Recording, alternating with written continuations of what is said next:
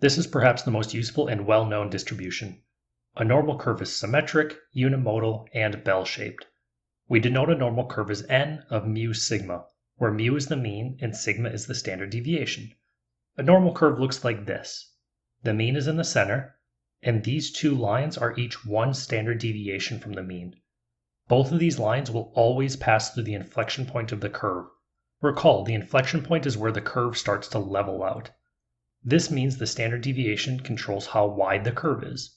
For example, if the standard deviation is large, the curve will be spread out or it will be short and fat. This means there's a lot of variability. Similarly, if the standard deviation is small, the curve will be tall and thin, or the variability will be small.